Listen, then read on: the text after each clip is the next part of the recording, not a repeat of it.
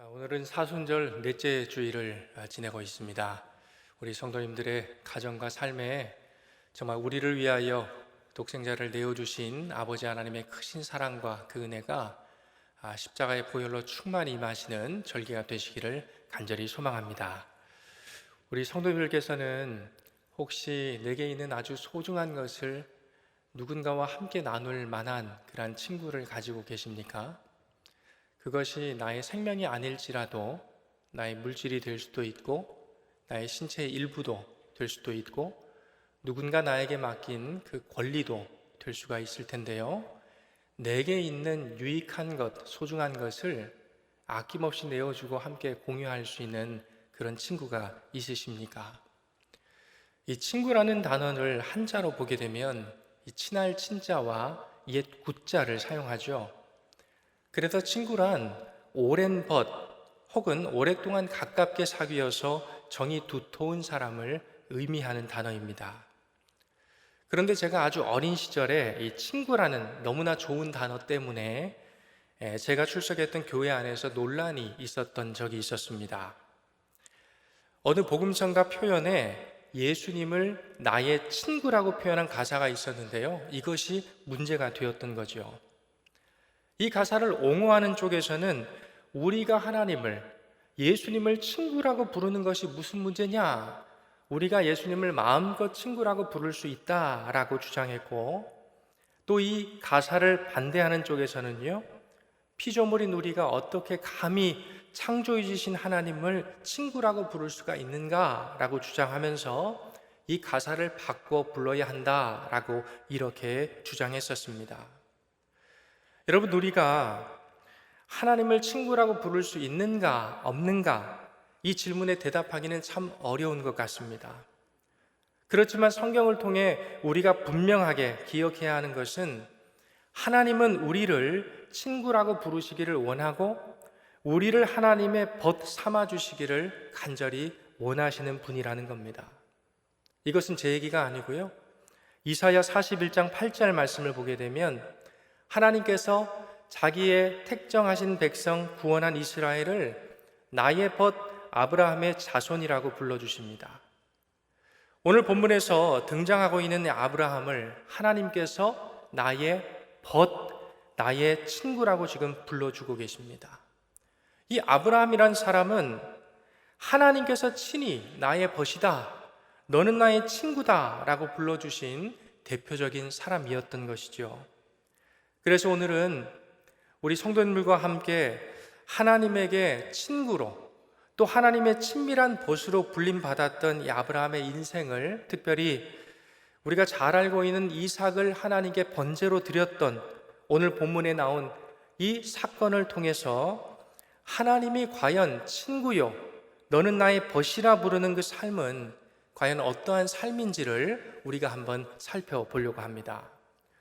성도님들, 오늘 우리가 읽었던 본문은 이 아브라함이 자신의 아들이었던 이삭을 번제로 하나님께 드리는 그러한 내용입니다.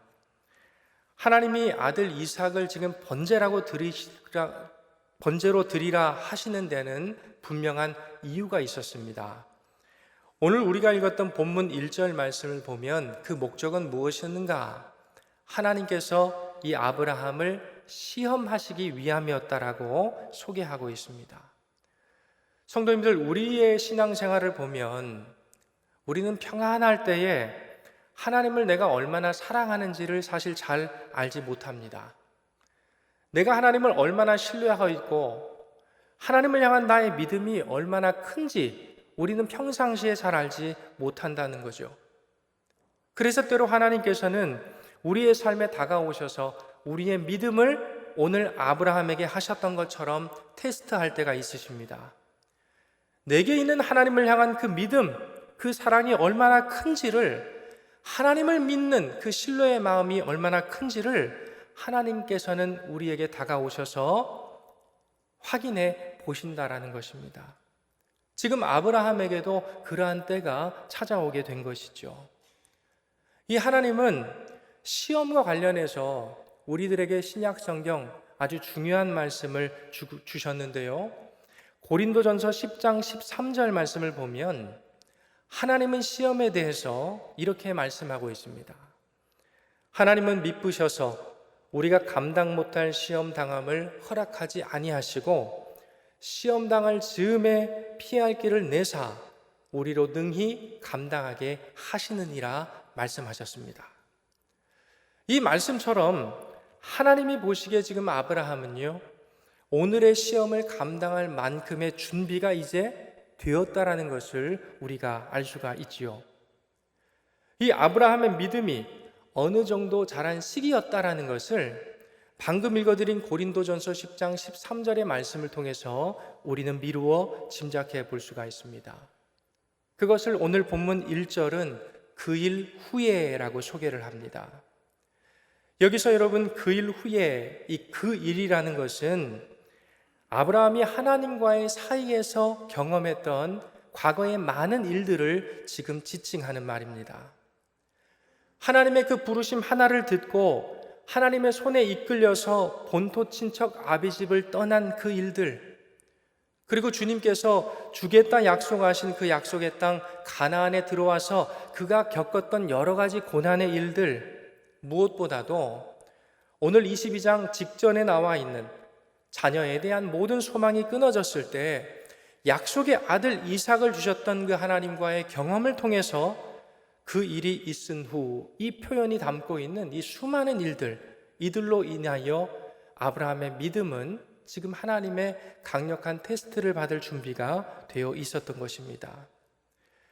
여러분, 이 아브라함은 아마 자신의 아내 사라가 아들 이삭을 낳았을 때 전능하신 하나님, 그 하나님의 강력한 손을 그 어느 때보다도 깊이 느꼈을 것입니다. 출산하여 내 손에 들려있는 아들 그 이삭을 바라보면서 나는 초라하고 연약하고 시시한 인생일 수밖에 없지만 나에게 말씀하시는 하나님은 정말 전능하시고 확실하시고 자신의 말씀을 반드시 지키시는 신실하신 영원하신 하나님이시구나 라는 그 사실을 그는 그 이삭을 바라보며 확실히 깨달았을 것입니다. 그 일들로라는 이 말씀의 표현에는 이로 인해서 아브라함의 마음에 하나님을 향한 신뢰의 믿음이 생겨나게 되었고 또 그는 믿음의 사람이 되었다라는 그 의미를 우리에게 소개하고 있는 것이죠. 그런데 성도님들, 여기에서 더 중요한 것이 있습니다. 그것은 우리 하나님께서는 그러한 일들로 말미암아 아브라함 안에 일어난 그 믿음이 여기에서 머물지 않고 앞으로의 시간들 속에 더 풍성해지고 더 단단한 연단된 믿음으로 커가기를 원하셨다라는 것입니다. 우리가 여기에서 이 아브라함의 믿음을 한번 생각해 보면 어쩌면 지금 아브라함 안에 있는 이 믿음은 하나님께서 일방적으로 만들어주신 모든 사건과 상황, 하나님이 그 상황 속에 넣어 놓으셨기 때문에 하나님이 주도하시고 이끌어 오신 그 여러 사건들을 통해서 만들어진 아브라함 안의 수동적인 믿음이라고 볼 수가 있습니다. 그러나 하나님께서는 이 아브라함의 믿음이 그러한 수동적인 믿음에 그치지 아니하고 지금의 믿음보다도 더 적극적인 믿음으로 자라가기를 하나님은 요청하셨다라는 거지요. 이제는 아브라함이 하나님이 만들어 놓은 그 상황뿐만이 아니라 어떠한 상황에 놓이더라도 스스로의 의지와 하나님을 향한 믿음과 그 사랑을 가지고 하나님을 선택하는 그러한 의지를 나타내 보이기를 원하셨던 것입니다. 여러분, 하나님께서 아브라함을 테스트하는데 이런 목적이 있었다라는 것은 오늘 보면 2절의 말씀을 통해서도 우리가 알 수 있습니다. 2절 말씀을 보시면 이삭을 데리고 모리아 땅으로 가서 번제로 드려라 라는 하나님의 명령이 바로 이 아브라함에게 떨어지게 되죠. 우리가 가지고 있는 이 한글 성경으로는 별로 이 말씀이 깊이 와닿지 않지만 히브리어로 되어 있는 이 원어 성경으로 이 부분을 읽게 되면 하나님이 아브라함에게 강제적으로 너는 너의 아들을 번제로 바치라 라는 강력한 명령이 아니라 이 내용은 아브라함이 스스로 선택하고 하나님을 선택할 수 있는 결정할 수 있도록 여지를 남겨주신 하나님의 권면이고 권고였다라는 것을 알 수가 있습니다. 사랑하는 성도님들께 이 대목에서 저는 한 가지 질문을 드리고 싶습니다. 여러분들에게 하나님께서 명령조로 혹은 권유조로 같은 명령을 허락해 주셨다면 여러분은 명령을 따르는 것이 쉽겠습니까? 아니면 권유를 따르는 것이 쉽겠습니까? 제가 생각하기에 명령과 권유 중에 명령이 훨씬 더 따르기 쉽다고 생각을 합니다. 왜냐하면 명령은 명령이기 때문이지요. 내 생각과 선택이 개입할 여지가 전혀 없는 것이 바로 명령이기 때문입니다. 그냥 나의 생각을 내려놓고 따르면 되는 것입니다. 그러나 권유라는 것은 다르지요. 거기에는 나의 판단과 내가 선택할 수 있는 여지가 있기 때문에 오히려 권면이라는 것은 명령보다 그 권유를 받아든 사람으로 하여금 굉장히 생각을 복잡하게 만든다는 것입니다. 이처럼 하나님께서는 강력한 명령이 아니라 권면의 얘기, 권유를 통해서 이러한 느슨한 형태로 아브라함을 지금 툭툭 치고 계십니다. 그리고 이런 상황 속에 아브라함의 선택과 태도가 어떤 것인가를 지금 세밀하게 살펴보고 계신 것입니다. 여기에 더해서 하나님은 시험의 도구로 이 아들 이삭을 아브라함에게 지금 요청하고 계십니다. 아마 하나님께서는 정말 확실하게 아브라함의 믿음을 테스트하기로 지금 작정하신 듯 보이지요? 오늘 본문을 보게 되면 이 아브라함과 이삭의 관계를 이 2절의 말씀은 다양한 형태로 지금 소개해 주고 있습니다. 오늘 2절 말씀을 보면요, 너의 아들, 네가 사랑하는 독자, 유일한 아들, 그리고 이삭, 그가 하나님께 드려져야 할 제물이라고 주님께서 지목하십니다. 여러분, 이 표현을 잘 보시면 너의 아들이라고 말씀해요. 또 네가 사랑하는 독자라고 이야기합니다. 그가 바로 이삭이라는 이야기죠. 이 세 가지 표현은 똑같은 표현입니다. 그냥 이삭이라고 해도 알아들을 수 있는 표현을 하나님께서 3번이나 반복하고 강조하시는 이유가 있지 않겠습니까? 바로 아브라함이 드려야 될 그 대상은 아브라함의 속한, 아브라함의 소유인 그의 아들 독자 이삭이라는 것입니다. 여러분, 인간적으로 봐도 아브라함에게 있어서 이 이삭은 너무나 소중한 아들입니다. 아브라함이 100세에 낳은 기적의 아이이기 때문이죠. 또 신앙적으로 봐도 이 이삭은 하나님과의 언약 속에서 그가 25년 동안 기다리고 인내하면서 얻게 된 약속의 아이이기 때문에 그에게 있어 이 이삭은 육체적으로나 영적으로나 자신의 생명보다 아깝지 않은 그런 소중한 아들이었습니다. 눈에 넣어도 아프지 않을 그런 아들, 나의 심장을 당장 꺼내어 주어도 아깝지 않은 아들, 내 생명, 내 모든 것보다 더 소중한 아들, 그가 바로 이삭이었던 것입니다. 하나님은 그 아들을 지금 요구하시는 것이죠. 그 아들을 번제로 드리라고 지금 요청하고 계십니다.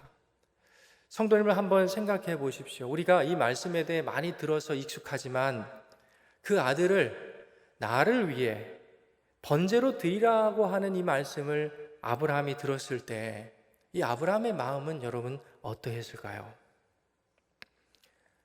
믿음의 조상, 믿음을 가진 아브라함도 아마 하나님의 이러한 명령, 말씀은 받아들이기가 쉽지 않았을 것이라고 우리는 생각합니다. 그런데 여러분 놀라지 마십시오. 오늘 본문을 우리가 히브리어 원어 성경으로 읽어보게 되면 아브라함은 이러한 우리의 예상과는 전혀 다른 행보를 하나님을 향해 보여주고 있다는 겁니다. 우리는 흔히 이 이삭을 번제로 드렸던 이 사건, 오늘의 본문을 읽을 때마다 아브라함을 이러한 모습으로 떠올리곤 합니다. 밤새 갈등하는, 고통스러워하는 아브라함의 모습. 어떻게든 하나님과 협상을 해서 어떻게든 나의 소중한 그것을 살려보려고 하는 아브라함의 모습을 쉽게 떠올리게 되죠. 하지만 오늘 우리가 읽었던 이 본문 말씀을 우리가 히브리 원어로 살펴보게 되면 이삭을 바치라 하는 하나님의 그 명령, 말씀 앞에서 아브라함은 1절부터 우리가 읽었던 17절 끝까지 담담하면서도 확신 있게 자신의 아들을 하나님을 향해 내어드리는 그런 아름다운 모습을 우리에게 보여주고 있습니다.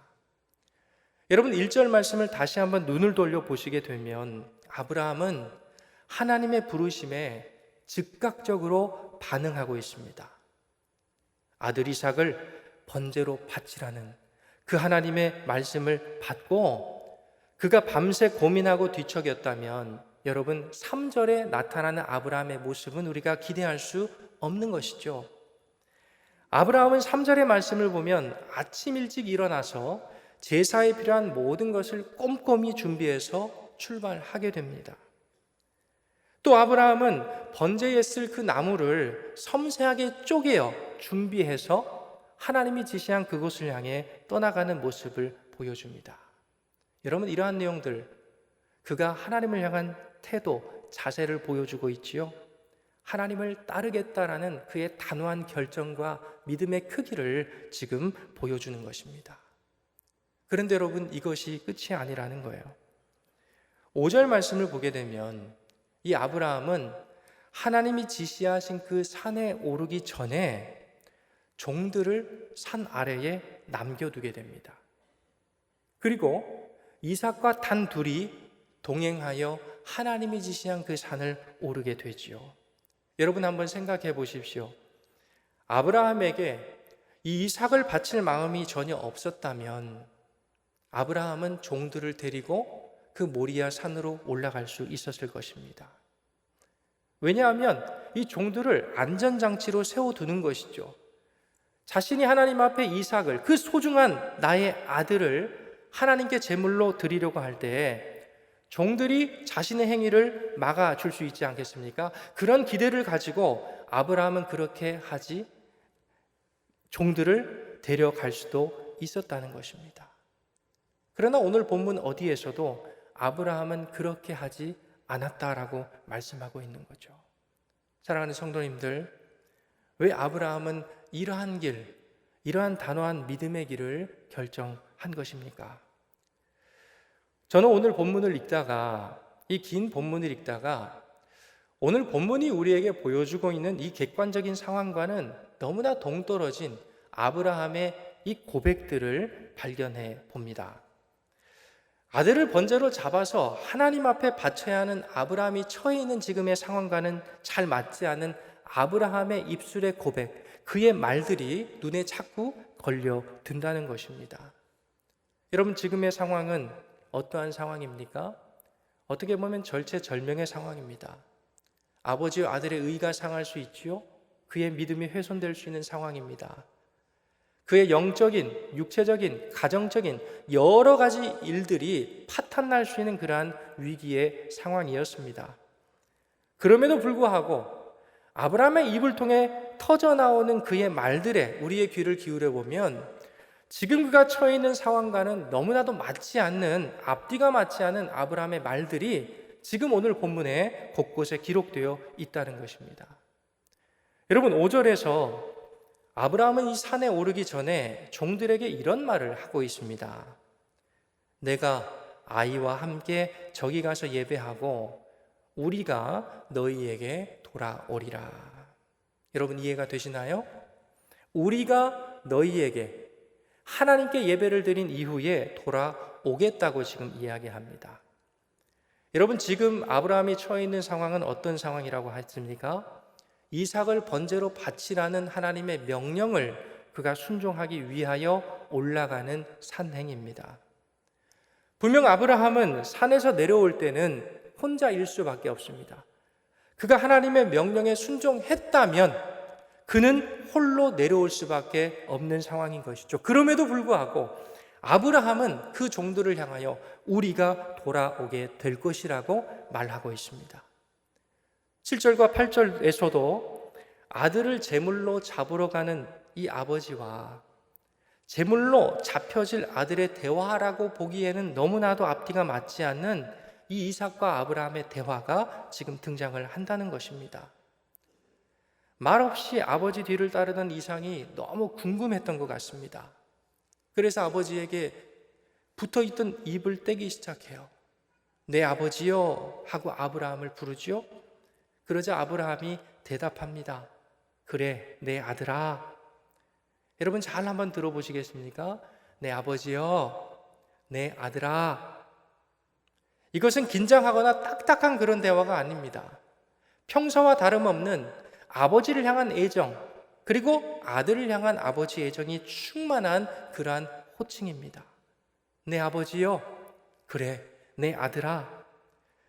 여러분, 이삭은 지금 어떠한 일이 앞으로 벌어질지 모르고 있다 하더라도 지금 아브라함은 앞으로 자신이 행해야 될 그 일이 무엇인지, 앞으로 그 모리아 산에서 어떤 일이 벌어질지를 잘 알고 있습니다. 그런데 그 아버지와 아들의 대화가 아들을 번제로 드려야 하는 지금 상황과 다르게 너무나 평온했다라는 것이죠. 성도님들, 우리가 지금 이 상황 가운데 놓여 있다면 우리는 어떻게 반응했을까요? 내가 번제로 드리기 위해서 제물을 잡아야 할 나의 아들이 그 묻는 말에 우리는 아마 꿀먹은 벙어리가 됐을 것입니다. 그 상황 자체로 우리는 안절부절 못하는 그러한 처지였을지 모르겠습니다. 그런데 이 아브라함은 어떻게 아들과 이런 대화를 할 수 있었고, 여전히 평상시와 같은 그 애정을 담아서 내 아들아, 그래 이삭아 라고 대화할 수 있었느냐라는 것입니다. 어쩌면 이렇게 확신 있게 우리가 너희에게 돌아오게 될 것이다 라고 확언할 수 있었던 이유는 아마 1절에서 보았던 것처럼 지금까지 하나님과의 관계 속에서 하나님을 향해 굳건하게 세워져 있던 아브라함의 믿음 때문이었을 겁니다. 여러분, 아브라함의 말을 보면 이 아브라함의 말에는 분명한 믿음이 지금 녹아져 있습니다. 그 믿음의 내용은 무엇일까요? 말씀드린 대로 이 아이 이삭은 하나님께서 그분의 약속을 따라 나에게 주신 아이라는 그러한 믿음이었습니다. 이 아이를 통해서 하나님이 나를 통해 큰 민족을 이루실 것이다라는 그 약속에 대한 강력한 믿음이었던 거죠. 그러니 하나님이 명령하신 그 말씀에 내가 순종하여 이 아이를 번제로 잡는다 할지라도 하나님께서 이 아이를 반드시 살리실 것이라는 확신, 그 믿음이 바로 아브라함의 마음 가운데 충만히 있었던 것이죠. 이것이 바로 아들을 번제로 드리러 가는 그 발걸음 가운데서도 아들에 대한 애정이 여전히 식지 않았던 나의 아들아, 이삭아 라고 아브라함이 대답할 수 있었던 원동력이 되었던 것입니다. 여러분, 아브라함은 오늘 본문의 시작인 1절에서 하나님의 부르심에 대하여 즉각적으로 응답했던 태도를 우리가 읽었던 마지막 구절까지 계속해서 보여주고 있습니다. 아브라함은 오늘 본문 처음에서 끝까지 하나님을 향한 그 믿음이 하나도 변한 것이 없었다라는 것이죠. 번제로 바치라는 그 말에 그의 믿음은 전혀 흔들림이 없습니다. 왜요? 내가 믿은 하나님, 그분은 살아계신 분이고 전능하신 분이요, 나에게 주신 그 약속을 이루시는 분이기 때문에 하나님이 이 아이 이삭을 통해서 큰 민족을 이루실 거란 그 믿음에 그는 한치의 흔들림 없이 견고한 그 믿음, 변함없는 믿음으로 그 하나님을 신뢰할 수가 있었던 것입니다. 사랑하는 여러분, 아브라함의 이 모든 믿음을 담은 말이 바로 우리가 읽었던 8절의 말씀입니다. 8절을 보시면 이렇게 돼 있죠. 아브라함이 이르되 내 아들아, 번제할 어린 양은 누가요? 하나님이 자기를 위하여 친히 준비하시리라 하고 두 사람이 함께 나아갔다고 되어 있습니다. 하나님께서 자신을 위하여 친히 준비하실 것이다. 이것이 바로 아브라함의 믿음이었고 하나님을 대했던 아브라함의 태도였던 것이죠. 사랑하는 성도 여러분, 이러한 아브라함의 믿음의 태도는 결국 어떠한 일을 낳습니까?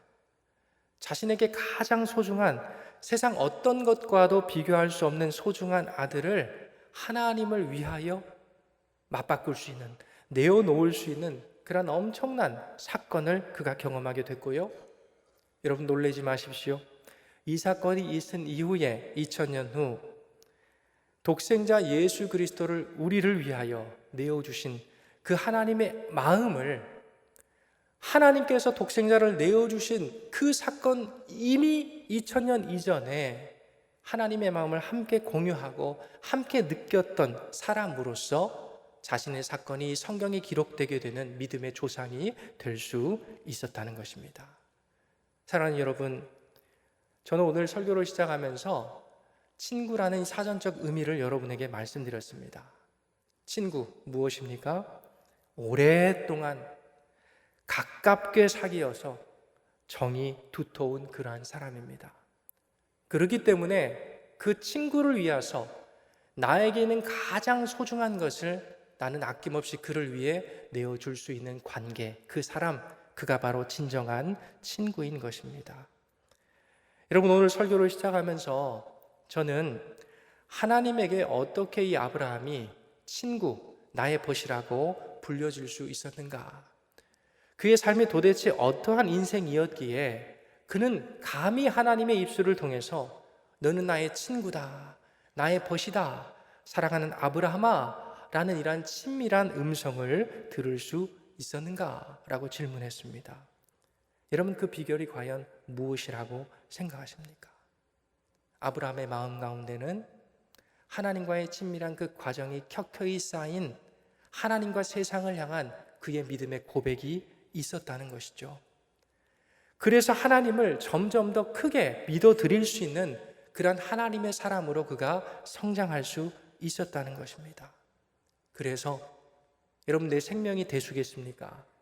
내게 있는 물질이 대수겠어요? 내가 세상에서 부여해준 그 지위가 대수겠습니까? 아니요. 나에게 가장 귀한 그분, 예수, 그 하나님을 위해서 나에게는 가장 소중한 것까지도 내어드릴 수 있는 그러한 신실한 믿음, 그것이 바로 하나님의 입술을 통해 나의 벗, 나의 친구다 하는 그 음성을 아브라함으로 하여금 듣게 했던 믿음의 비결이었다라는 것입니다.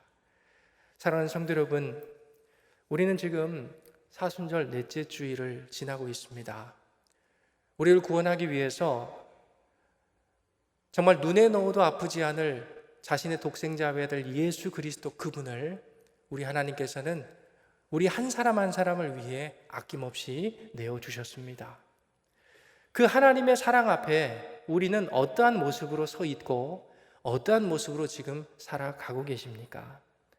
독생자를 아낌없이 내어주신 그 하나님께 아브라함이 오늘 이 말씀을 통해 우리에게 보여준 그 믿음으로 나의 가장 소중한 것을 아낌없이 내어드릴 수 있는 그런 믿음의 사람으로 더욱더 성장해가는 우리가 되기를 간절히 바랍니다.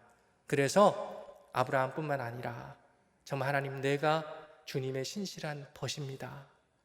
지금은 아닐지라도 오늘 설교의 제목처럼 내가 주님의 신실한 친구 되기를 원합니다 라는 그 믿음의 고백을 가지고 주님의 십자가를 바라보며 주님을 향해 믿음의 진보로 나아가는 우리 모두가 되시기를 우리 주님의 이름으로 간절히 축복드립니다.